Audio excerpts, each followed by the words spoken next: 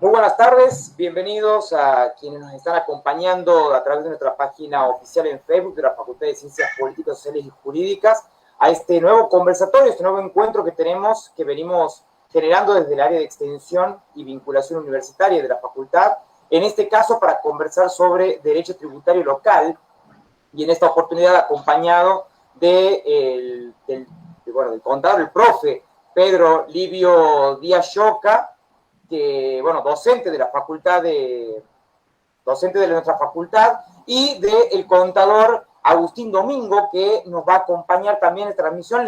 Le agradezco la presencia a ambos. Buenas tardes. Hola Juan Pablo, hola Agustín, ¿qué tal? Hola. Buenas noches. Buenas noches. Muchas gracias por estar acompañándonos. Vamos a ir arrancando a través de un temario que hemos estado preparando para poder tener si me permite, Juan Pablo. Sí, por favor. Yo quisiera agradecer, así como lo has hecho vos también, la presencia de Agustín, que es presidente de la Comisión Arbitral del Convenio Multilateral, ¿no? Y es la primera vez, como hablábamos con Agustín el otro día, la primera vez que Agustín participa, que el presidente de la Comisión Arbitral participa de algún evento en nuestra provincia, en este caso participando, digamos, de un conversatorio sobre derecho tributario local en la Facultad de Abogacía de la Universidad Católica, así que en nombre de extensión de Juan Pablo, de la gestión de nuestra facultad, con quienes ya vos, Agustín, has tenido diálogo, y en el mío propio, ¿no? Te agradecemos la presencia y el haber aceptado, digamos, este desafío de un conversatorio sobre las cuestiones de derecho tributario local que incluyen, obviamente, al convenio multilateral, ¿no? Bueno, muchas gracias, Pedro. El agradecido soy yo por la invitación y a la universidad también. La verdad que para mí es un placer poder participar de este conversatorio y bueno, hablar sobre lo que hacemos en la comisión arbitral, de la cual Pedro participa hace muchos años y que cumple un rol tan importante en el fortalecimiento del federalismo, ¿no? El contador Agustín Domingo, como decía el contador Díaz Lloca, es ex ministro de Economía de la provincia de Río Negro, ex director ejecutivo de la Agencia de Recaudación Tributaria de esa provincia de Río Negro y ex gerente de auditoría de PricewaterhouseCoopers, perdón si lo menciono mal, en Birmingham, Reino Unido, y actualmente se desempeña como presidente de la Comisión Arbitral. Contador Domingo, eso por ahí queríamos arrancar. Si usted nos podría dar algunas pautas, los primeros apuntes para poder entender la naturaleza jurídica de la Comisión Arbitral como organismo de federalismo concertado. Sí, cómo no, Juan Pablo, gracias. Efectivamente, la Comisión Arbitral, los órganos del convenio multilateral son uno de las tantas organismos que hacen al federalismo en nuestro país. Tenemos, por la naturaleza de la organización política de nuestro país, tenemos más de 30 consejos federales que entienden en distintas temáticas, muchos de los cuales se formaron en la década de los 90, tal vez a partir de la descentralización de funciones y por la misma necesidad que tienen las provincias y el Estado Nacional de coordinar políticas públicas. El convenio multilateral y los órganos de aplicación del convenio multilateral datan de muchísimo antes, son uno de los primeros organismos que hacen al federalismo concertado. El primer convenio nació en el año 1953 y desde allí hasta el año 1977 se fueron celebrando distintos convenios, siempre con las mismas funciones y cambiando tal vez algunas de las reglas, con el objetivo de que todos los fiscos provinciales se pusieron de acuerdo en ciertas reglas para que aquellos contribuyentes que realizan una actividad económica en más de una jurisdicción estén sujetos a las mismas reglas y en el caso de que hubiera controversia, existiera un ámbito en el cual se pudieran dirimir esas diferencias. Y esta tal vez es una de las principales diferencias que tiene este organismo o estos organismos respecto de otros consejos, otros ámbitos en los cuales las distintas provincias se reúnen para discutir políticas públicas. Y el hecho de cumplir ese rol jurisdiccional, ese rol de árbitro, que no lo tiene ninguno de los otros consejos y que hace que quienes integran la comisión deban actuar con una imparcialidad y con un conocimiento técnico y que además tengan una agenda de trabajo mes a mes, año a año, que se alimenta permanentemente, porque esto, como cualquier rol jurisdiccional, en la medida que existen casos concretos hay que atenderlos, hay que reunirse, hay que resolver, y esto hace que realmente sea un organismo que funciona con mucha independencia. Otra característica que tienen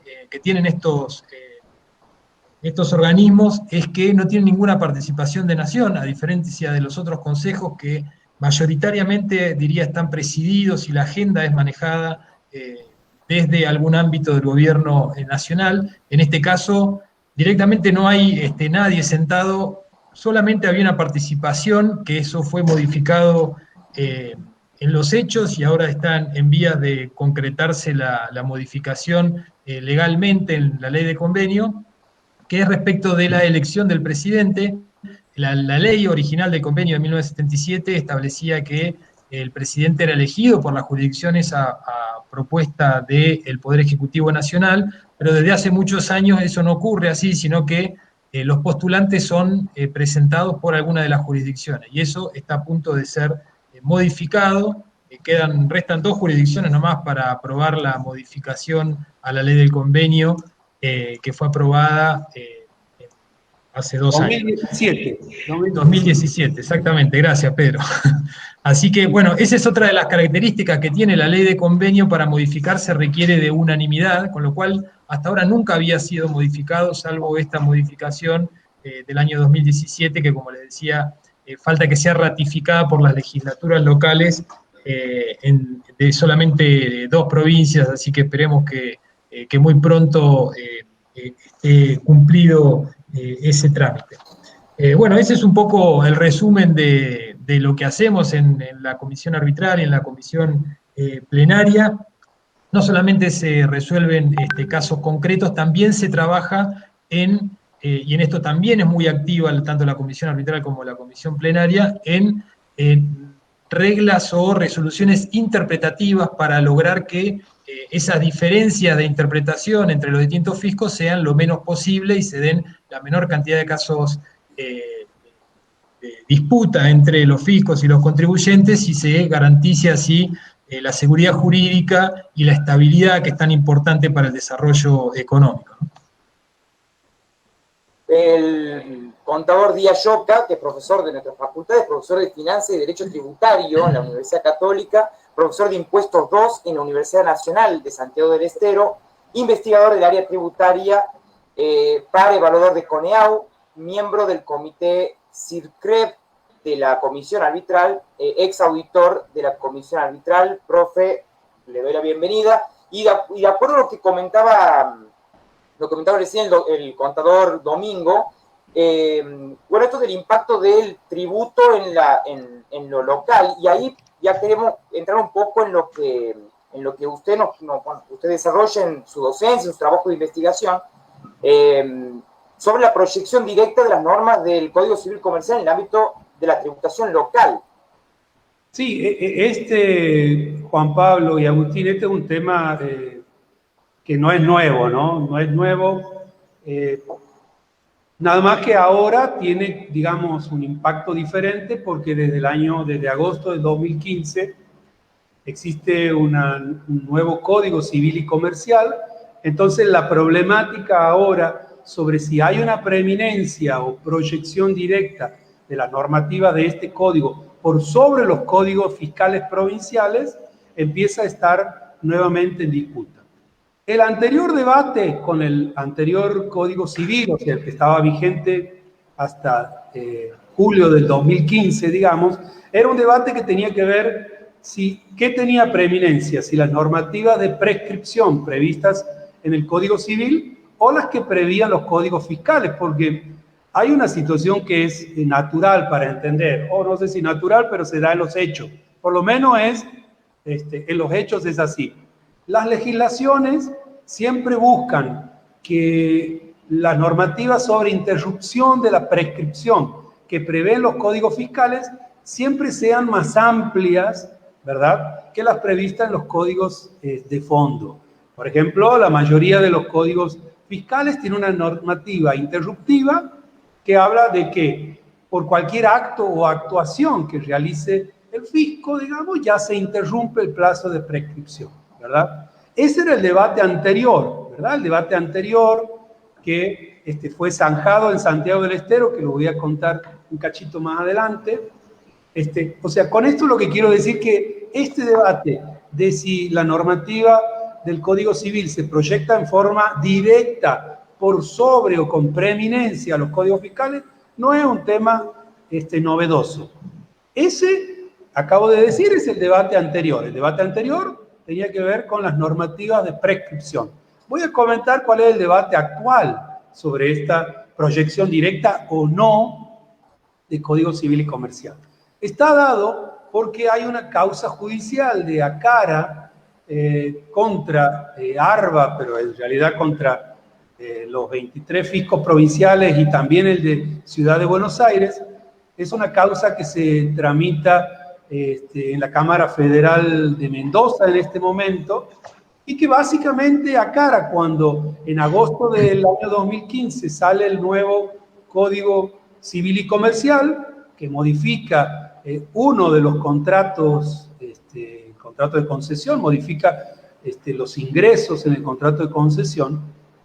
Lo que dice Acara, que es la Asociación de Concesionarios de Automotores de la República Argentina, es decir, hemos observado que hay una discordancia entre la normativa del Código Civil y Comercial, el 1507, ¿verdad?, y los códigos fiscales provinciales. En ese contexto, lo que buscamos, lo que queremos, le dijo Acara al juzgado federal de San Juan, lo que queremos es que se defina que hay una preeminencia de uno sobre otro, ¿verdad? Porque básicamente el nuevo Código Civil y Comercial dice que en la concesión el ingreso del concesionario es o un porcentual sobre ventas o un importe fijo sobre las unidades vendidas, digamos, o cualquier otra forma de ingreso. Mientras que los códigos fiscales, para la misma operatoria, ¿qué es lo que prevén? Prevén que el ingreso bruto total de dicha venta está alcanzado por el impuesto. Entonces, Acara se presenta en el juzgado federal de San Juan, le pide que abra la competencia federal, cosa que no acepta el juzgado federal de San Juan. Acara, ¿qué hace? Va a la Cámara Federal de Mendoza, en queja, digamos, impugnando recurso, y obtiene de la Cámara Federal de Mendoza al mes siguiente, o sea, en septiembre del 2015, a un mes y 11 días de estar vigente el nuevo Código Civil, obtiene una medida cautelar que tuvo mucho impacto en su momento, porque la medida cautelar le decía a los fiscos provinciales que se abstengan de cobrar por sobre el total de los ingresos del concesionario, ¿verdad?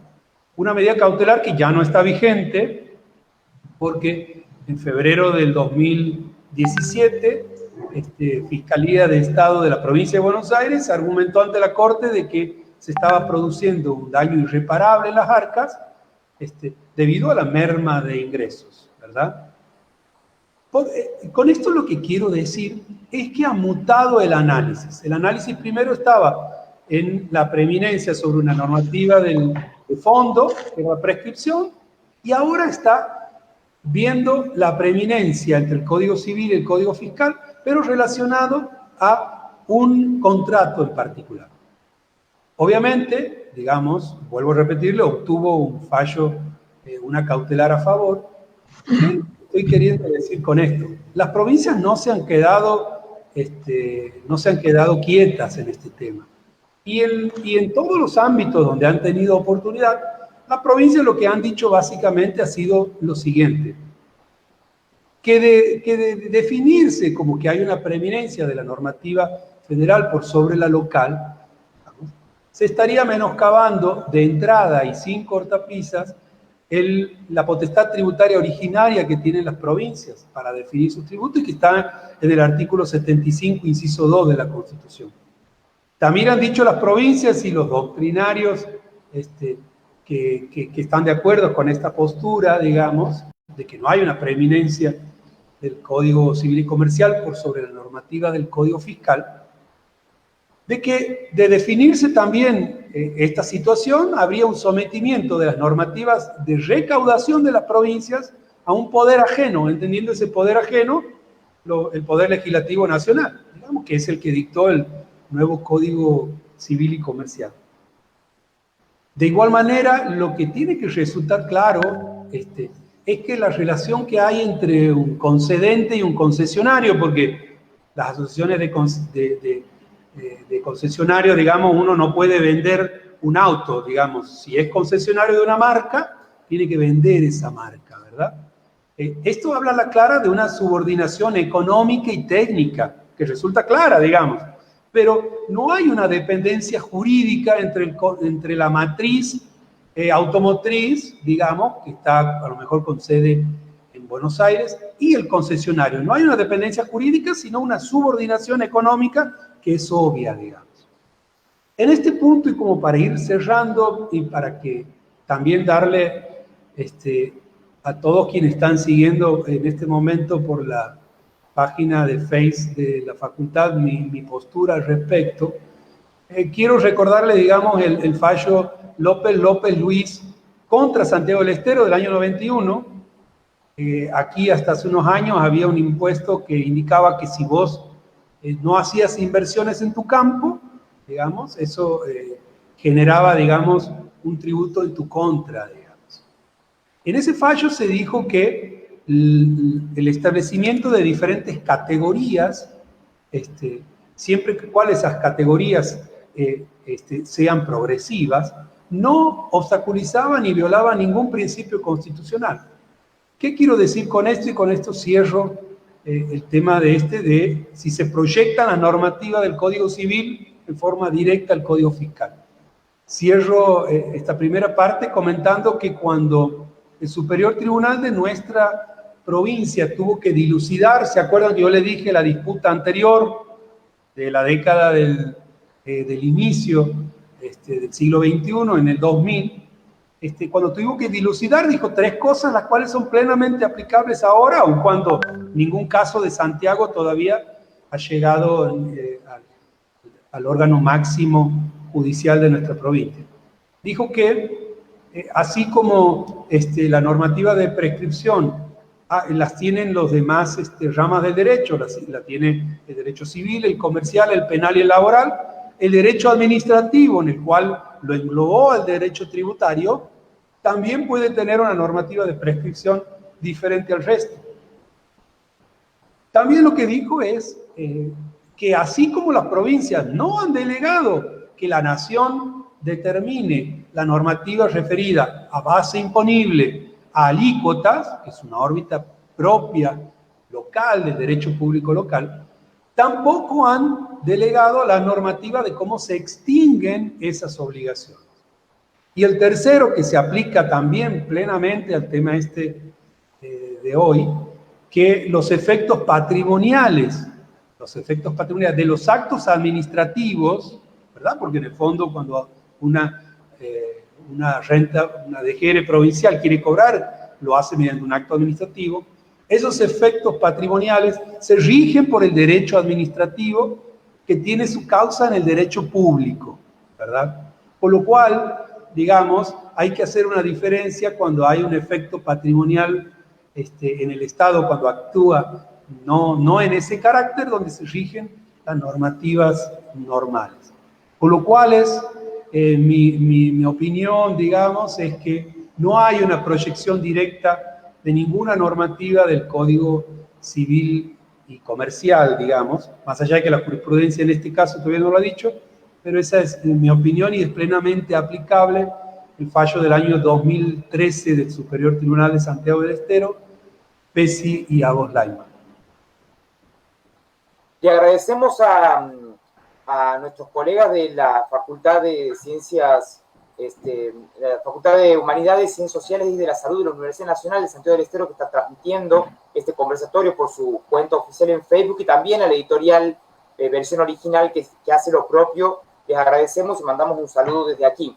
Contador Domingo, hablemos un poco del contribuyente.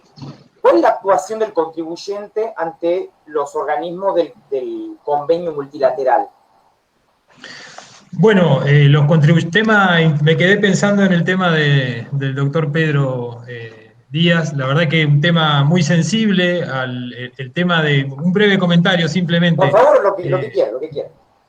Un tema muy sensible, más allá de la cuestión de las competencias respecto a qué ley es aplicable, el tema de la definición de la base imponible a ingresos brutos es un tema muy sensible porque ya de por sí es un impuesto que es acumulativo, en cascada, y esa tiene que ser la regla. Entonces, cuando una norma busca salirse de esa regla y pretende definir que una actividad es intermediación para disminuir de esa manera la base imponible, llevado al extremo, puede tener consecuencias terribles para la recaudación del impuesto. Entonces, se metieron justo con un tema en extremo sensible. Bueno, creo que, de hecho, las provincias con su autonomía tienen la facultad, y muchas lo han hecho, de definir bases imponibles especiales para determinadas actividades, incluida esta, la de las concesionarias de vehículos. Pero aquellas que no lo han hecho no tienen por qué verse sometidas a la interpretación de ese grupo de comercios o de empresas, menos aún cuando están utilizando una norma nacional, ¿no? Pero bueno, volviendo a la pregunta que me hacías respecto de la actuación de los contribuyentes, como decíamos al principio, el rol jurisdiccional que tiene la comisión arbitral y la comisión plenaria es la de intervenir cuando existen diferencias, cuando se configuran lo que la ley de convenio nombra como casos concretos. Y cuando tenemos casos concretos, bueno, esto está regulado por el reglamento procesal que fue aprobado por la comisión plenaria, y si bien se nombran 3 o hasta 4 casos en los que se daría este caso concreto, el 99,99% de los casos se da cuando existe una determinación por parte de una jurisdicción y esa determinación modifica la forma en que se distribuye la base imponible, ¿no? Y esto es importante porque muchas veces llegan contribuyentes con cuestiones que no tienen que ver con la distribución de la base imponible, sino que tienen que ver con cuestiones que tienen que dirimir en el ámbito local, como puede ser la alícuota o el encuadramiento dentro de una actividad con el consecuente impacto. O sea que, en la medida que una jurisdicción le hace al contribuyente, a partir de una determinación de oficio, de una inspección, un ajuste, y de ese ajuste resulta que las reglas de distribución de la base imponible son distintas a las que había aplicado el contribuyente, ese contribuyente se puede presentar ante la comisión arbitral en los plazos procesales que establece la normativa local y presentar el caso concreto, ¿no? Aportando la documentación. Previo a ello tiene que notificar a la jurisdicción y tiene que adjuntar copia de esa notificación hecha a la jurisdicción para que allí se trate el caso concreto, digamos. Primero se le da traslado a la otra parte, luego de transcurrido el plazo previsto para el traslado se pasa a despacho, hay un grupo de asesores profesionales que trabajan en la comisión arbitral que analizan el caso, se asigna el caso a uno de ellos y luego se pone en la agenda de alguna de las reuniones de la comisión arbitral. La comisión arbitral se reúne todos los meses, excepto en enero que hay feria, y luego la comisión plenaria, que está compuesta por las 24 jurisdicciones que integran el convenio multilateral, se reúne 4 veces al año, y esta es el tribunal de alzada, si se quiere, de las decisiones que se toman en la comisión arbitral. Pueden ser apeladas por el contribuyente o por alguna de las jurisdicciones involucradas, y allí también, bueno, existen plazos que están previstos en el reglamento procesal. Se trata el caso, se vuelve a hacer un dictamen de asesoría, se incluye el caso en el orden del día de la reunión de comisión plenaria, y allí lo resuelven todas las jurisdicciones votando en uno u otro sentido de acuerdo al caso en particular. Ese es un poco, en resumidas cuentas, cómo es el trámite ante la comisión arbitral. las presentaciones se pueden hacer en forma presencial o por carta certificada, y a partir de este año se ha incorporado una nueva modalidad que fue a raíz de la pandemia y de cambios procesales que tuvimos que implementar, no solo para poder sesionar, sino también para que los contribuyentes y las jurisdicciones se puedan relacionar con los organismos, que es la mesa de entradas virtual. A través de uno de los aplicativos que los contribuyentes están familiarizados, porque son los mismos aplicativos que utilizan para presentar las declaraciones juradas, se pueden esto es reciente, digamos, todavía la mesa de entrada virtual ya está vigente, pero los plazos procesales se van a reanudar a partir del 1 de diciembre. Utilizando esa plataforma se pueden hacer presentaciones, ingresar documentación en un expediente, digamos, hacer lo mismo que antes se hacía en forma presencial o por carta certificada, se puede hacer a través de esta plataforma virtual. Así que ese es un poco el resumen. Como les decía, el 99,99% de los casos son estos, a partir de una inspección. Hay otros casos que están previstos también en los que se configuraría un caso concreto y que puede ser tratado en la comisión arbitral.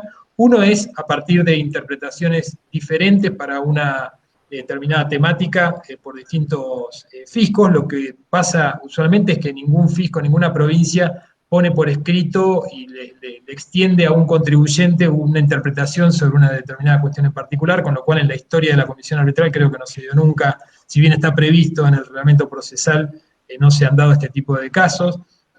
El otro es si ante la misma inspección que hablábamos antes, el contribuyente cancela la obligación y luego va al fisco en el que pagó de más y pide la repetición, y ante la denegatoria de ese fisco de repetirle lo pagado, puede presentar el caso también ante la comisión arbitral. Esto la verdad es que se ha dado muy pocas veces en la historia de la comisión arbitral. Y el cuarto caso sería por actuación de oficio de la comisión arbitral ante cuestiones de suma importancia o gravedad, también se puede configurar un caso concreto pedido de oficio por la comisión arbitral, pero esto tampoco se ha dado nunca en la historia. Así que los casos que tratamos habitualmente son los que surgen a partir de inspecciones que una jurisdicción realiza, que modifican la distribución de la base imponible respecto de lo que hacía el contribuyente, y estos son los casos que usualmente se dirimen en las reuniones de comisión arbitral y cuando son recurridas en las de comisión plenaria, ¿no? Me faltó por ahí repasar un poco la composición de la comisión arbitral. Está compuesta por 7 miembros, que son 2 jurisdicciones que tienen un asiento permanente, que son Provincia de Buenos Aires y Ciudad de Buenos Aires, y las restantes 5 sillas las ocupan cada una de las regiones del país y van rotando, cada 2 años rotan el representante que ocupa la representación zonal, digamos. Así que bueno, ese es un poco el resumen de cuáles son las actuaciones de los contribuyentes. A ver, la actuación del contribuyente cuando tiene casos, tiene un caso concreto, tiene un problema de interpretación de 2 fiscos en los que tiene actividad y eso lo perjudica, ¿no? Le produce un agravio. Luego está la actuación normal del contribuyente en condiciones normales, mediante el uso de los distintos aplicativos y sistemas de distintos servicios que han ido mejorando a lo largo del tiempo y que apuntan a la simplificación de los procedimientos, a hacerle la tarea más fácil y fomentar el cumplimiento voluntario. En esto la comisión tiene un rol muy similar al que tiene cualquier administración tributaria local o incluso la FIP a nivel nacional, y es poner siempre a disposición de los contribuyentes la mayor cantidad de medios y de facilidades para que puedan cumplimentar su obligación con el menor costo administrativo posible, es decir, no sumarle al costo fiscal, tributario de su cumplimiento, costos administrativos por procedimientos engorrosos o que sean muy costosos. Así que en eso el vínculo con los contribuyentes también es permanente, existe una mesa de ayuda para cada uno de estos sistemas para que puedan efectuar consultas y se las podamos resolver, y eso forma parte de la agenda de trabajo y de los objetivos que nos proponemos cada año para ir mejorando en ese sentido. Contador Díaz Lloca, entremos por ahí en casos más puntuales que estábamos compartiendo en la previa mientras armábamos este encuentro, y nos puede comentar un poco sus apreciaciones sobre la gravabilidad en ingresos brutos de los servicios digitales prestados por sujetos no residentes en la provincia, en esto de retomar un poco el título de derecho tributario local. ¿Qué comentarios nos puede hacer al respecto sobre eso? Al igual que lo hizo Agustín hace un ratito, digamos, haciendo un comentario, yo quisiera hacer un comentario también de lo que acaba de decir Agustín y que está volcado en mi libro, ¿no?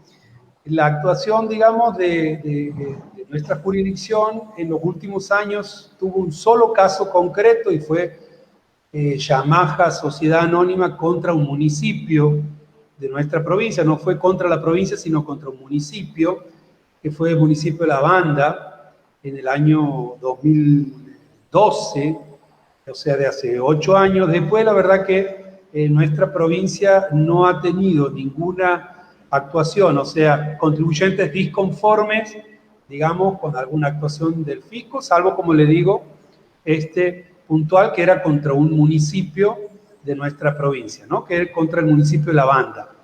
Eso yo lo tengo también dicho en mi libro. Y el otro punto pero donde sí tuvo una participación destacada nuestra provincia, así en temática de resoluciones, fue cuando se definió el régimen de inicio y cese en la década del 90, donde Santiago fue que presentó, digamos, la metodología de que no podía, si alguien, ¿por qué? Porque la empresa Gasnor, que todavía tiene la concesión de gas en el norte, había tenido inicio de actividades el día 28 de diciembre de un año. Entonces, solamente tenía una actividad de 3 días en un periodo, un ejercicio económico.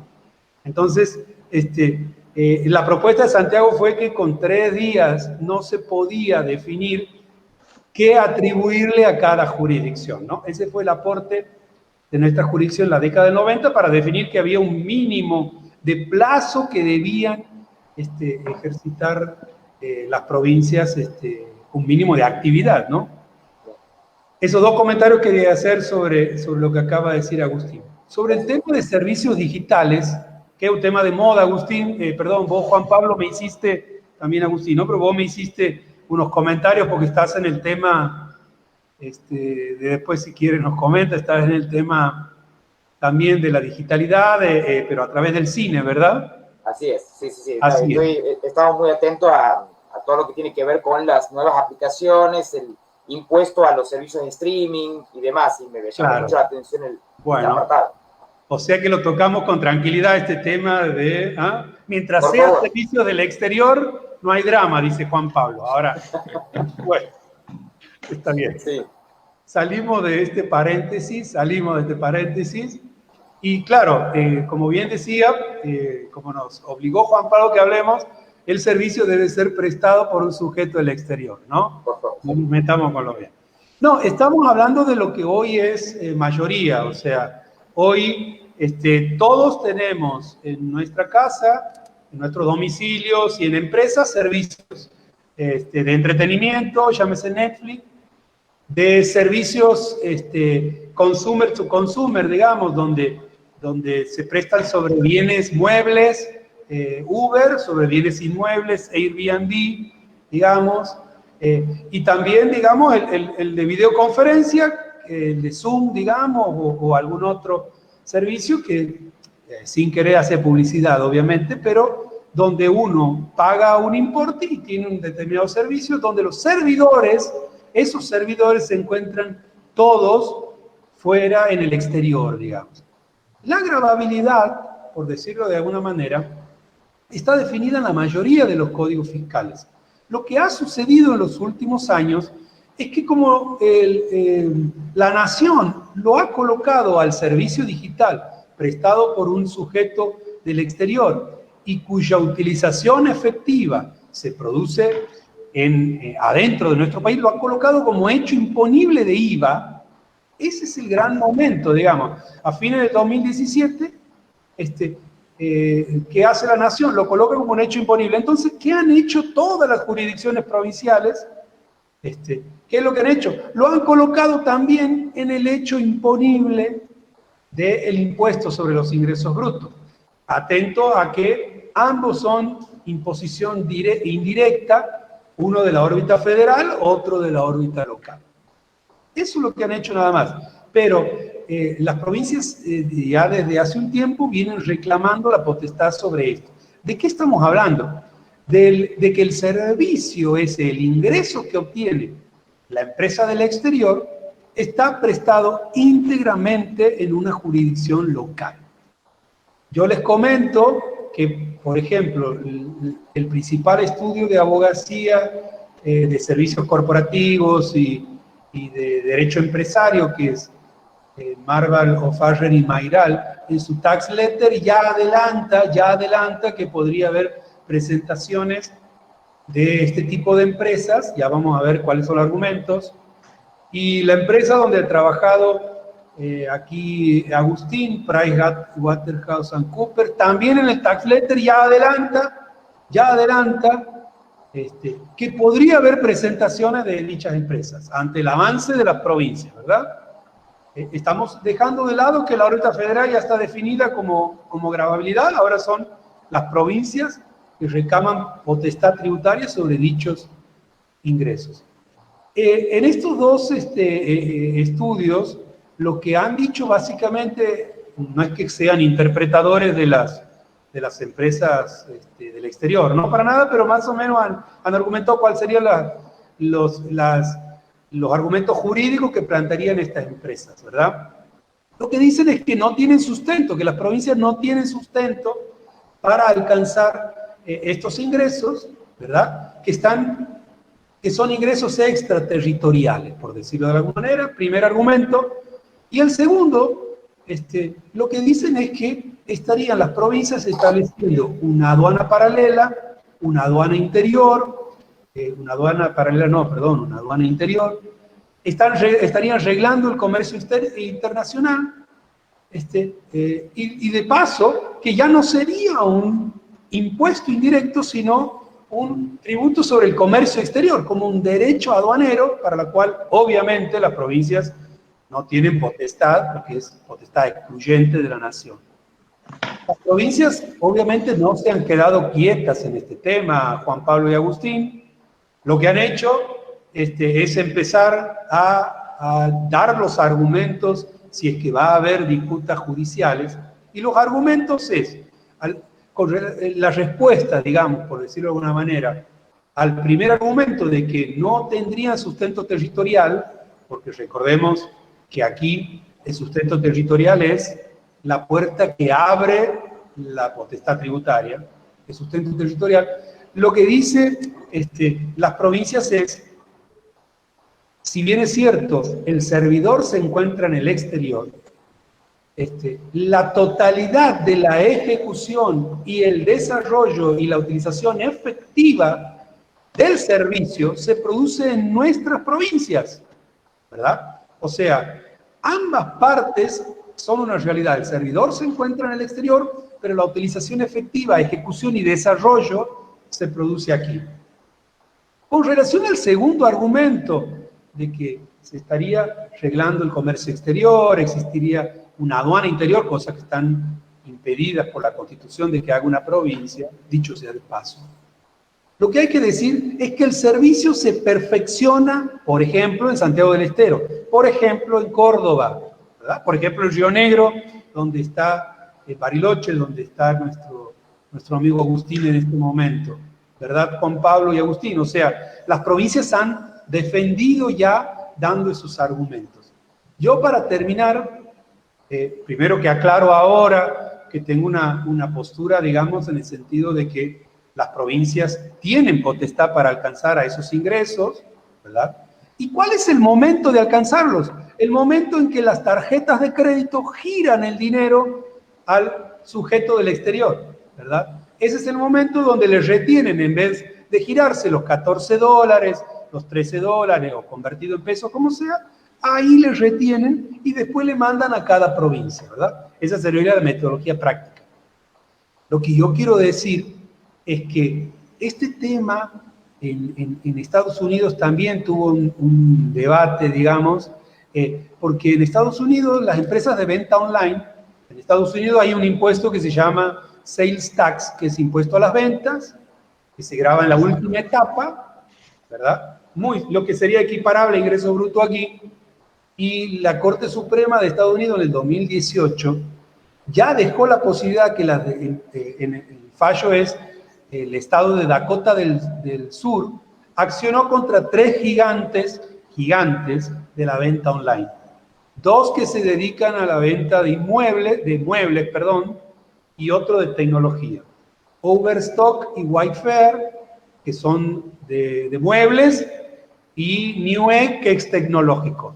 Y lo que dijeron, por primera vez en la historia, es que por más que no exista establecimiento estable, ¿verdad?, de esos gigantes de la venta online en Dakota del Sur, por primera vez, junio del 2018, existía una potestad tributaria de Dakota de alcanzar a esa venta porque el adquirente de ese bien estaba situado e iba a consumir la silla o lo que compre, iba a consumir en Dakota del Sur, digamos, en este caso.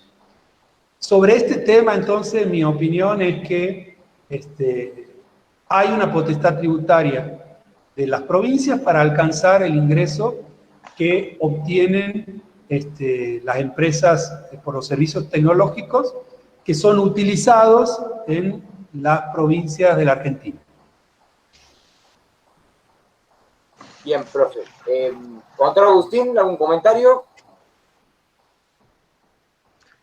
No, muy interesante, muy interesante. La verdad que en uno de mis anteriores roles como administrador tributario, recuerdo haber intentado denodadamente alcanzar, Bariloche puntualmente, Río Negro tiene una participación muy activa, una actividad muy activa de las plataformas de reservas online, y la verdad que ahí se da otro caso que es paradójico, es la competencia desleal que hay entre plataformas nacionales y plataformas que están radicadas en el exterior.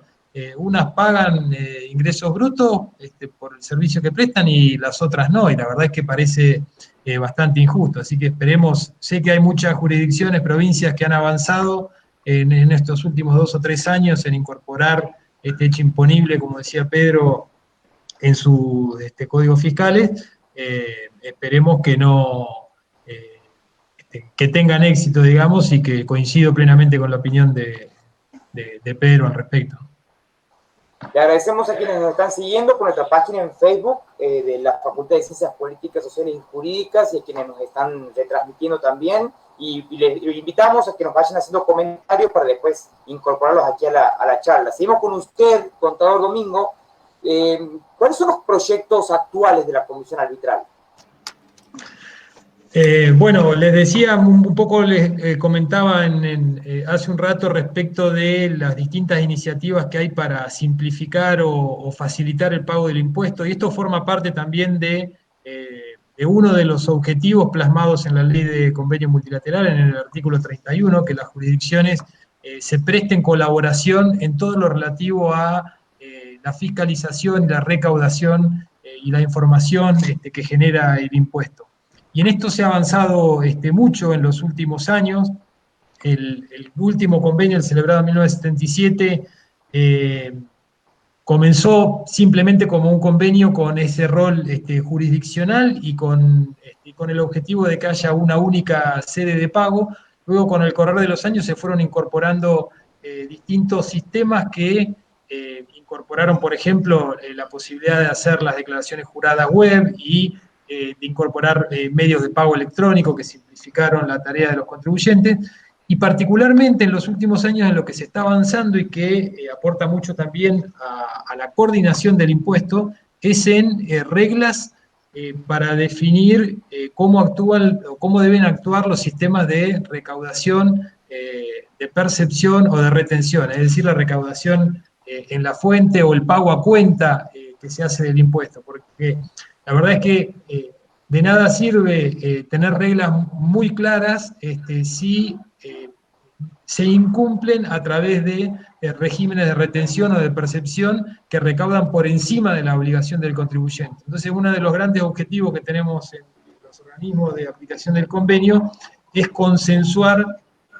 sistemas de recaudación de retención y de percepción que sean coordinados y que no vayan por encima de esa obligación del contribuyente. El CIRCREV es un claro ejemplo de eso, donde hay una retención única por las acreditaciones bancarias y esa retención se distribuye de acuerdo a la misma declaración jurada del contribuyente. Es decir, si el contribuyente dice mi obligación es 80 en Santiago del Estero y 20 en Tucumán, entonces la retención que se le haga de sus movimientos bancarios va a ir en esa proporción, digamos, esto dicho muy resumidamente.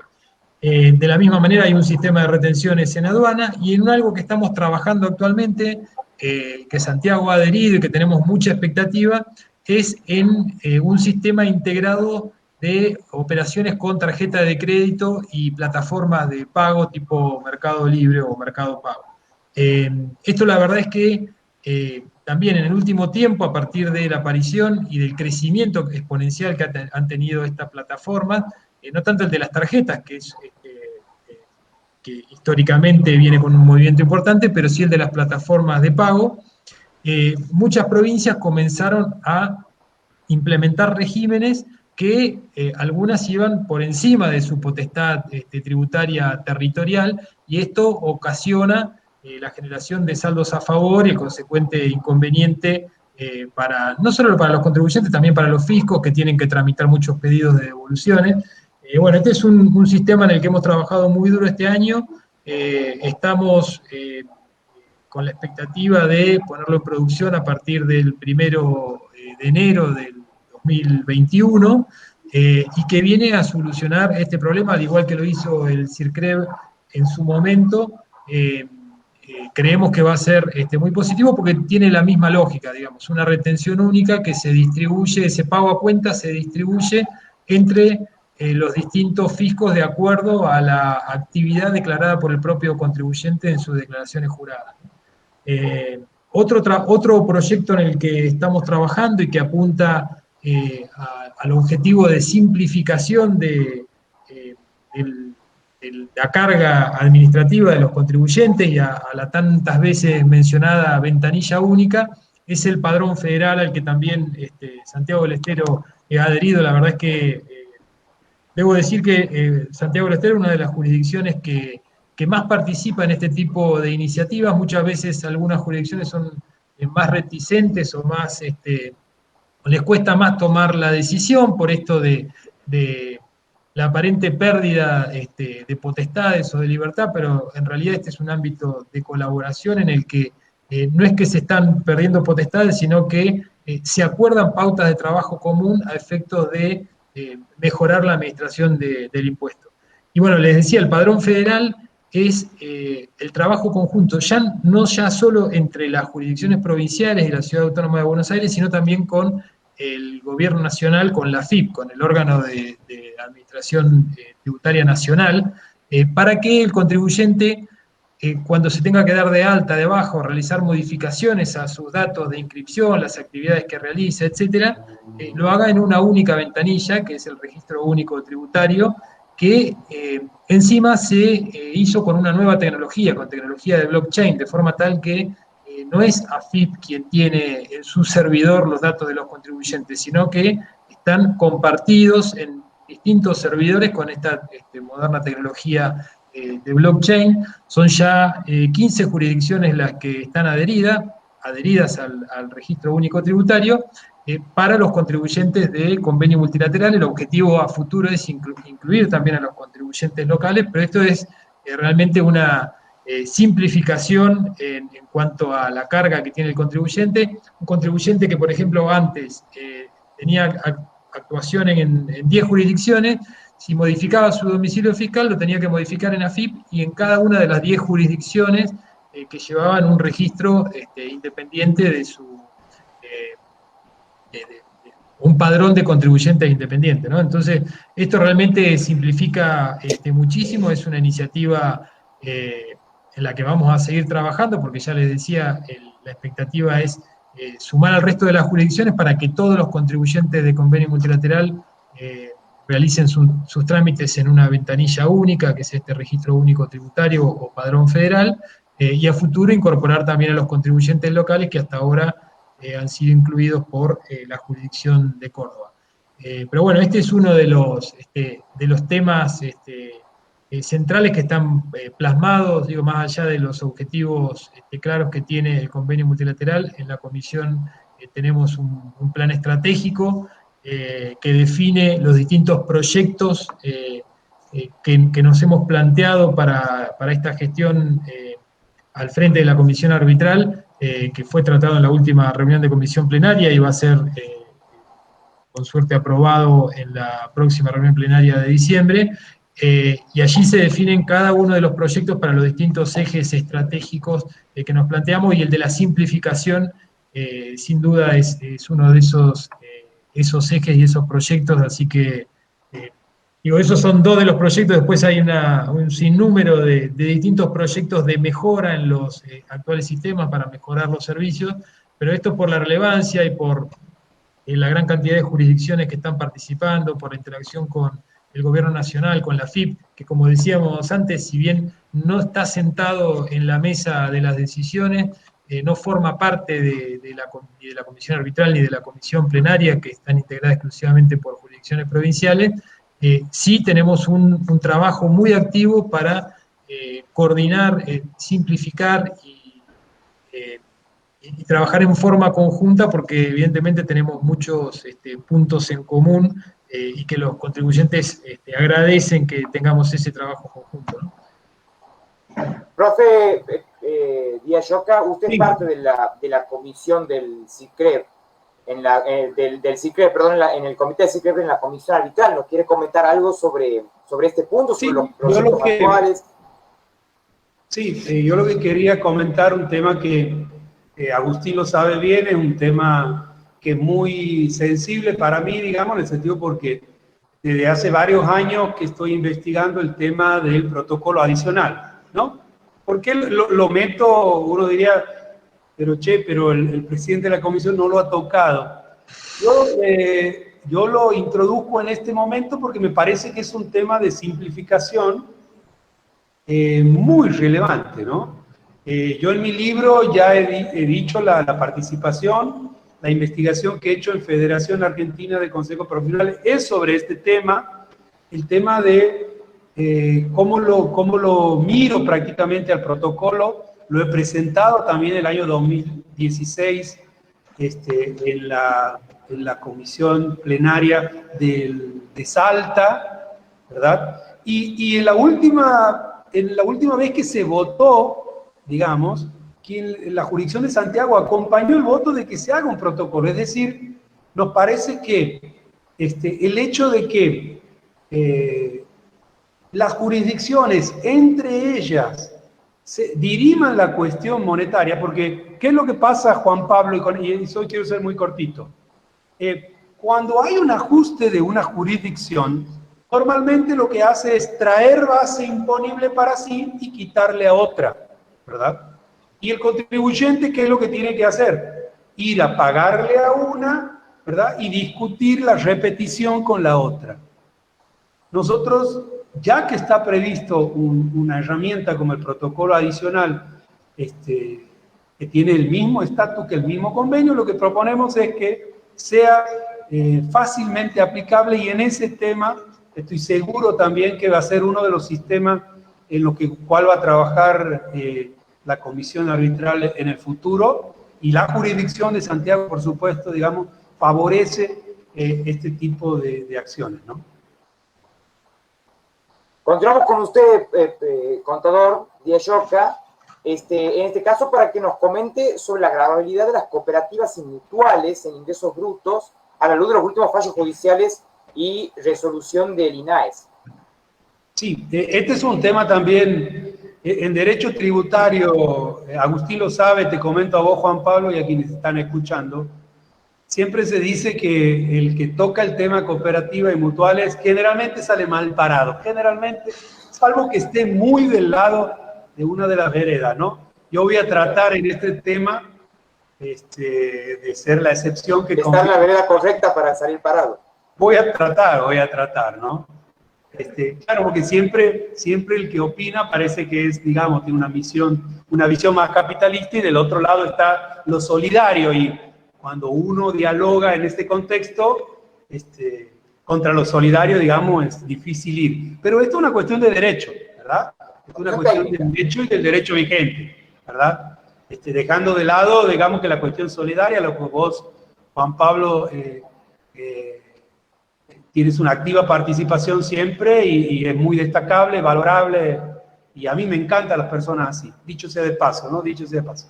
Vamos al tema del derecho, que es lo nuestro, del derecho. Aquí lo que ha sucedido es que es un tema que siempre se discute en la órbita federal con el impuesto a las ganancias, pero siempre está como siempre está ahí. Y ahora lo que ha pasado es que el 7 de agosto del 2020, el INAES, el Instituto Nacional de Asociativismo y Economía Social, ¿qué es lo que ha hecho? Sacó una resolución, una declaración de principios, pero es una resolución que dice que básicamente se le recuerda a los organismos tributarios locales, se les recuerda, digamos, que las cooperativas y mutuales no están alcanzadas por el impuesto sobre los ingresos brutos, que se les comunica a esas administraciones, a los poderes ejecutivos, como una declaración de principio, como reforzar ese tema. Yo recuerdo que en el año 2005, hace 15 años, cuando tuvimos que presentar ante la Comisión de Presupuesto y Hacienda el Código Fiscal de Santiago del Estero, que tiene 404 artículos, se realizaron 3 reuniones, se separaron cada 100 artículos. En una de las reuniones participó gente del Estado que se mueve en cooperativas, en el mundo del asociativismo, digamos, también porque Santiago tenía una normativa prevista en la Constitución y quería ver cómo se iba a adaptar o qué tipo de exención iba a definir. ¿Qué quiero decir con esto? Que las provincias, si bien es cierto, han visto las rentas provinciales, por decirlo de una manera, han visto que había una declaración de principios de este organismo nacional. En un principio no se han preocupado, por decirlo, porque saben que no tiene una competencia directa en lo tributario, ¿verdad? No es que define base imponible, digamos, pero lo han tomado en consideración porque lo que hay de fondo, como bien vos dijiste en tu pregunta, no solamente hablemos de esta declaración de principios de el INAE, de la cual hubo una reunión en la Comisión Arbitral donde se tocó el tema, en la Comisión Federal de Impuestos donde se tocó el tema, y eso que no tiene competencia tributaria, pero se tocó en 2 organismos del federalismo concertado el tema.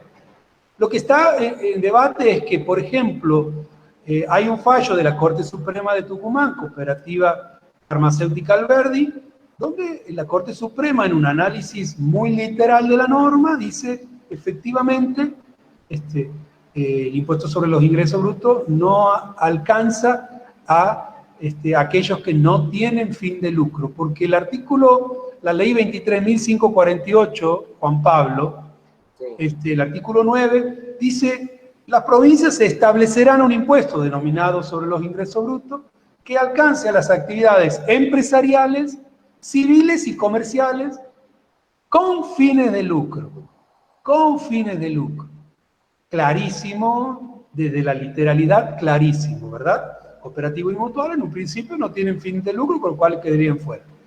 Lo que sucede, Juan Pablo, es que todas las provincias lo que han hecho para evitar la competencia desleal y para evitar que verdaderas empresas se hagan cooperativas al solo efecto de minorizar su obligación tributaria, es que las han alcanzado las cooperativas. Lo que dicen las provincias es: ingreso bruto es un tributo oneroso y habitual, ¿verdad? Más allá de eso, y sobre el fallo de Tucumán, te quería comentar que en Buenos Aires, la Cámara Federal de La Plata también ha seguido el fallo de asociación bancaria, ya más importante, porque estamos hablando de una asociación que tiene no solamente servicios farmacéuticos, al igual que esta cooperativa de Tucumán, sino tiene un servicio de hotelería muy arraigado, donde ARBA le determina un impuesto por estas 2 actividades, donde dice: una cosa es la cuota social que cobra la asociación bancaria, donde ahí obviamente no le vamos a cobrar impuestos sobre el ingreso bruto, pero si presta servicio, ¿verdad?, en competencia, el servicio farmacéutico y hotelería con otros hoteles y todo, tiene que haber una competencia y está alcanzado por ingreso bruto. Esto es un fallo de la Cámara Federal de La Plata, o sea, falta ir de aquí, digamos, al superior, a la Corte Suprema de Buenos Aires, y en una de esas a la Corte. Pero también en el mismo sentido. Quiero dar mi opinión en este punto, digamos. Las cooperativas, y todas las sabemos, distribuyen sus excedentes y constituyen reservas legales que son muy grandes, ¿no? El 5% por esto, y varias reservas legales que deben constituir las cooperativas. Pero también es una realidad, sin que me quiera poner del lado, digamos, de hacer por este tema como que fuera una actividad empresarial, pero hay una actividad que los excedentes repartibles se distribuyen. Entonces, en un eventual análisis, a lo mejor un poquito más amplio del que ha habido hasta ahora, se podría decir que por esta cuestión de los excedentes repartibles, ¿verdad? No estoy queriendo decir que son igual a los dividendos empresariales, no, para nada. No estoy queriendo, no, es obvio, ya he notado tu cara también, Juan Pablo. No, lo estoy siguiendo, me cuesta seguirle el dato técnico, pero voy bien, pero está claro que estamos hablando de cuestión de letra, de cuestión de derecho. Ves que conozco algunas de las cosas que te interesan, servicios digitales y esto, que son tu ámbito donde vos te desempeñas. Me manejo más comodidad, sí. Claro, ahí. A lo que quiero decir es que no es dividendo empresarial, pero hay una distribución de excedentes denominado excedentes repartibles, ¿verdad? Eso lo que podría hacer es, en un análisis a lo mejor más amplio, en una de esas, ¿verdad? Cuando llegue a lo mejor a un tribunal jurisdiccional y judicial más amplio, podría tenerse en cuenta como un elemento para decir qué pasa con estas cooperativas, ¿no? Pero en general no tengo una postura definida todavía sobre este tema, pero reconozco que la literalidad es un escollo difícil de salvar, digamos, y está inclinando la balanza para el lado de las cooperativas y mutuales. Profe, aprovecho que estamos hablando de gravabilidad y no lo quiero sacar de ese eje, y volviendo un poco a lo que conversábamos con el contador Domingo, y bueno, lo que veníamos hablando desde el principio, esto del contribuyente, los beneficios del contribuyente. ¿Cuáles son las competencias tributarias de los municipios para aplicar la tasa con base imponible análoga al ingresos brutos? Bien, este es un tema, y Agustín lo sabe porque siempre hay planteos en la comisión arbitral donde los contribuyentes, obviamente en un 99%, contra municipios de la provincia de Buenos Aires, ¿no? Lo que ha pasado aquí es lo siguiente, Agustín lo sabe, con Juan Pablo y a quienes nos escuchan. Lo que ha pasado hace 20 años es básicamente esto. Las necesidades públicas han empezado a crecer y los municipios han empezado a cubrir esas necesidades públicas con servicios públicos. Y naturalmente, Juan Pablo, esos servicios hay que pagarlos. Esos servicios son públicos y hay que pagarlos. ¿Qué herramienta han encontrado los municipios? Han encontrado la herramienta de colocar en la base imponible de sus tasas y o contribuciones, que son los dos nombres que recibes en los códigos tributarios municipales, los dos nombres que reciben las tasas, han empezado a salir de una imposición fija, por ejemplo, con la que tiene Santiago del Estero. Desde ya te digo, y le comento a Agustín, que es de Bariloche, después él nos comenta qué sucede en Río Negro, pero aquí, en la provincia de Santiago del Estero, no hay ningún municipio que aplique sus tasas y contribuciones para sostener el gasto que demanda el cumplimiento de sus fines. Ninguna tiene como base al impuesto sobre los ingresos brutos. O sea, lo que vende una empresa situada en una calle de Santiago no es que porque lo vende aquí se aplique una alícuota. Paga un importe fijo definida en una ordenanza de los respectivos consejos deliberantes.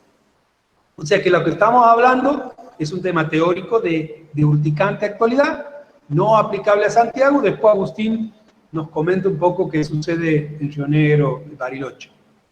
¿Qué quería comentar? el fallo que está en boga en este momento, ¿verdad?, es el de ESO contra el municipio de Quilmes. En junio del año pasado, Juan Pablo, se ha desarrollado una audiencia pública donde la Corte Suprema lo que ha dicho es: llamemos a doctrinarios, van a tener su tiempo de exposición, llamemos a las partes, que van a responder preguntas de los 5 jueces de la Corte, y básicamente ahí llamó la atención, digamos, porque una de las preguntas al municipio de Quilmes era, les comento brevemente el caso. ESO, la empresa ESO, que ahora, digamos, tiene otro nombre, con Action, en aquel momento era ESO, tenía 2 estaciones de servicio en el municipio de Quilmes, 2 estaciones de servicio. Entonces el municipio de Quilmes le cobraba una tasa que se llama tasa de inspección, digamos, ese es el servicio que le presta, lo inspecciona, y por esas, lo que le decía es: vos tienes que pagar una alícuota por sobre los ingresos que ha obtenido las 2 estaciones en el ejido municipal de Quilmes. Lo que ha dicho, ¿dónde se agravia eso? Eso se agravia donde le dicen: lo que me están cobrando excede la proporcionalidad que debe haber entre el servicio que me prestas y lo que me estás cobrando. Ese es el agravio de eso. Lo que ha sucedido en junio del año pasado en la audiencia es que cuando le preguntan al municipio: bueno, señores de Quilmes, ¿cuánto es el costo, lo que les cuesta a ustedes prestar el servicio de tasa de inspección? Dijeron 300 millones. Muy bien. ¿Y cuánto es lo que recaudan de las empresas que están situadas en su ejido municipal? Dijeron 800 millones. ¿Verdad? Con lo cual quedaba claro de que lo que cobraban no era proporcional a lo que le costaba prestar el servicio. Pero lo que dijo Quilmes para contrarrestar esto, porque la información de la Corte no podía, digamos, tenía que ser veraz, ¿verdad? Lo que dijeron a la Corte es que uno de los agravios de las cuestiones por las que se agraviaba eso era de que la proporcionalidad, es decir, esa proporción que eso menciona que son los fallos de la Corte, lo cual es verdadero. Lo que dice Quilmes es: eso no está en la Constitución, sale de los fallos, ¿verdad? No es una cuestión constitucional que nos deban oponer a nosotros, sale de los fallos, ¿verdad? Como intentando menoscabar ese argumento, obviamente intentaba menoscabar ese argumento. Yo lo que quiero decir es lo siguiente: los fallos son contundentes, digamos, debe haber una proporción en lo que los municipios cobran por tasas, por lo que les cuesta prestar, porque es un servicio, es un costo individualizado, no es un impuesto. En el impuesto uno paga servicio genérico, pero en una tasa o en una contribución, Juan Pablo, se paga el costo del servicio, ¿verdad? Eso fue ya dicho por la Corte y es un tema, digamos, que si bien es cierto, tiene razón Quilmes, no está en la Constitución, no es un tema constitucional, pero los fallos son innumerables, ¿no? Lo que quiero decir es que, a mi modo de ver, me parece, que cuando se excede lo que un municipio recauda sobre lo que le cuesta prestar ese servicio, se está convirtiendo esa tasa en un impuesto indirecto, ¿verdad? Para los cuales, por la Constitución, los municipios no tienen potestad tributaria, Juan Pablo. Contador Domingo, no sé si nos quiere tomar la apuesta de Pedro, esto de comentarnos cómo es la situación, o algún comentario que nos quiera hacer. Por lo menos en Río Negro, en Bariloche. Sí, en Río Negro la verdad es que tampoco, casi ninguno. Bariloche es el único caso, creo que tiene una polinómica en el cálculo de la tasa de seguridad e higiene que incluye en uno de esos factores a los ingresos del contribuyente. El resto de los municipios aplican montos fijos, con lo cual incluso en alguno de ellos, creo que en el Bolsón en algún momento tenía una tasa basada en los ingresos brutos, y llegaron hasta el Superior Tribunal Local y salieron, perdieron, le salió el fallo en contra, pero tampoco, la verdad es que no lo conozco en detalle el fallo, pero me parece que tenía muchos defectos de forma en la presentación. Creo que hubiera sido defendible si demostraban la proporcionalidad, pero la realidad es que el resto de las localidades ninguna aplica los ingresos como base imponible de la tasa de seguridad e higiene, y la experiencia en la comisión arbitral, bien lo sabe Pedro, es que el 99% de los casos de municipios son de provincia de Buenos Aires, donde sí está más generalizado el uso de la tasa de seguridad e higiene basada en ingresos brutos, y donde también está la ley que establece la distribución entre aquellos municipios que tienen local habilitado, con lo cual eso también hubo ahí un antes y un después que hace que lleguen muchos casos y que haya que analizar si son anteriores o posteriores a la fecha de sanción de esa ley. Pero es un tema muy interesante, sobre todo teniendo en cuenta, como decía Pedro, el crecimiento de las demandas de la sociedad al gobierno, a todos los niveles de gobierno, al municipal, y el municipal es el de contacto más directo con el vecino que está más necesitado, con lo cual la necesidad de hacerse de recursos de los municipios hace que muchas veces echen mano a herramientas que luego son discutidas judicialmente. En otros casos hemos visto también la aparición de tasas. Aquí en Bariloche tuvimos el caso de la tasa al turista, que es una tasa que se le cobra a cada visitante cuando paga su alojamiento, las tasas viales también, que hemos visto mucho en la provincia de Buenos Aires, y bueno, siempre conlleva eso la necesidad después de probar la correspondencia que hay entre lo que se recauda y el objeto para el cual fue creada esa tasa, ¿no?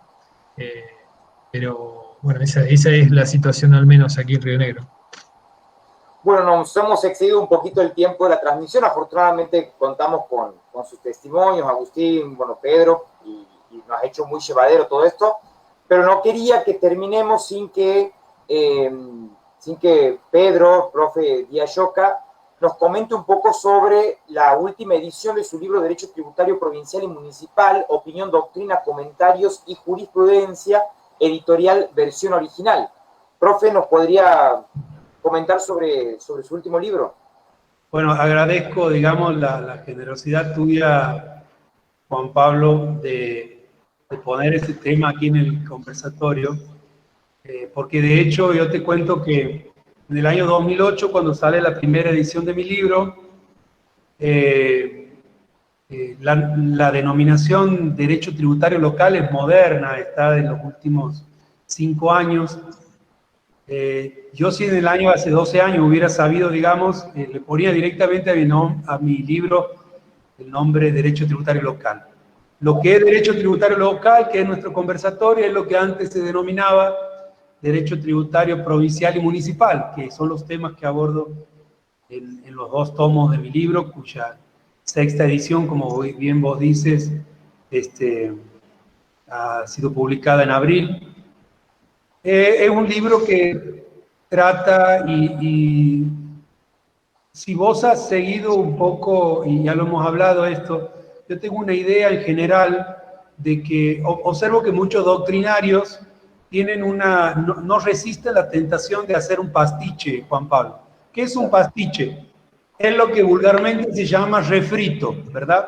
Vos haces una actividad, y eso como actividad intelectual, a mí me parece realmente muy poco destacable, y yo siempre me huyo de esa tentación, ¿verdad? Huyo de la tentación esa, que es hacer... Muy tentador, ¿eh? Muy tentador es, hay que huir de eso. Sí, es muy tentador, es decir, es hacer de algo que ya has hecho y que es original, sacar 4 o 5 cosas, pero con esto, digamos, o sea, de trabajo original hay uno solo, y después son todos pastiches, que son, básicamente, he resistido siempre esa tentación, por eso publico, casi no hago publicaciones en otras revistas, ¿verdad?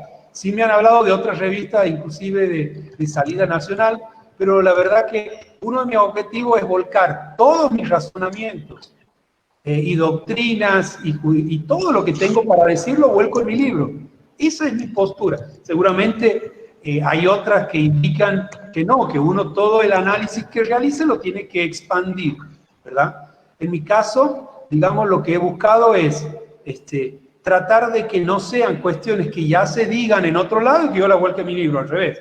Trato de que mi libro sea el original y por eso, para cerrar, digamos, evito la tentación de hacer un pastiche, publico poco y en 12 años he publicado 6 libros, 6 ediciones y bueno, este fin de año comenzamos con la 7ª y ya lo comprometo, si vos me permites, Juan Pablo, y ya casi te diría que aquí se va a armar, ¿ah? Lo comprometo aquí al presidente de la comisión arbitral para que sea el prologuista de la 7ª edición de mi libro. A ver, no sé qué dice él, a ver cómo termina esto, a ver. Sí, cómo no, Pedro, va a ser un placer. Ah, bueno, muchas gracias. Bueno, les agradezco a ambos por su tiempo, por su experiencia volcada aquí en este conversatorio de la Facultad de Ciencias Políticas, Sociales y Jurídicas. Recordamos que el libro Derecho Tributario Provincial y Municipal, Opinión, Doctrina, Comentarios y Jurisprudencia del contador Pedro Livio Díaz Lloca está disponible en el REPAR y en versión original, la editorial versión original, en la Prida 172, local 2, en la Banda Santiago del Estero, esta 6ª edición que cuenta con el auspicio de la Facultad de Humanidades, Ciencias Sociales y de la Salud de la Universidad Nacional de Santiago del Estero y del Ministerio de Economía de la provincia de Santiago del Estero. Pueden encontrar en Facebook en la editorial versión original más detalles sobre el libro y bueno, les agradecemos a quienes han estado del otro lado por acompañarnos. Muchísimas gracias, contador Agustín Domingo. Palabras finales. Bueno, nada, gracias a vos, Juan Pablo, a la universidad, a Pedro, por la invitación. La verdad que me sentí muy cómodo. No quiero dejar de mencionar respecto a lo que comentaba Pedro, el protocolo adicional, que sin lugar a dudas es uno de los temas que tenemos incluidos en la agenda. Hay un proyecto de varias jurisdicciones en el que se está trabajando y la verdad que tenemos mucha expectativa de que salga algo. Sin duda es una de las grandes asignaturas pendientes que tenemos en los organismos de aplicación del convenio multilateral, así que esperemos cumplir con las expectativas de la jurisdicción de Santiago. Nada, nuevamente muchas gracias y a disposición para un futuro encuentro en este mismo ámbito donde lo disponga. Gracias. Contador Díaz Lloca, profe Díaz Lloca, ¿comentarios finales? Sí. Bueno, obviamente el agradecimiento a Agustín por haber receptado favorablemente la invitación de la decana de la facultad, de nuestra facultad, de la doctora Liliana Abdala, que ahí nomás, en cuanto la doctora empezó a planificar, junto con Marcela Andriel, que es la coordinadora de la carrera, empezaron a planificar y a pensar, que fueron las de la idea de este conversatorio. Hablaron conmigo y ahí nomás pensamos en Agustín y bueno, se materializó. Y bueno, quiero agradecer al equipo de gestión, ¿no? A Liliana y a Marcela, a vos, Juan Pablo, también, por permitirnos poder transmitir las cuestiones de derecho tributario local a todo aquello que les interese. Y mi nombre vaya también el reconocimiento al área de extensión, de vinculación de la Facultad de Ciencias Jurídicas, Sociales y Políticas, que somos un equipo que estamos trabajando. Fede Jama, que está haciendo la operación técnica, Rocío Jerez, que hace la parte operativa, y el licenciado Jorge Sabasta, quien comanda el área y habilita todos estos espacios. Mi nombre es Juan Pablo Salomón, le agradezco mucho a quienes nos han estado siguiendo. Muchísimas gracias a la Facultad de Humanidades, Ciencias Sociales y de la Salud de la Universidad Nacional de Santiago del Estero, y muchísimas gracias a la editorial versión original que nos está retransmitiendo este conversatorio por sus respectivas páginas oficiales en Facebook. Les agradezco mucho, muy buenas noches, cuidémonos entre todos y que sea hasta la próxima. Buenas noches, chao.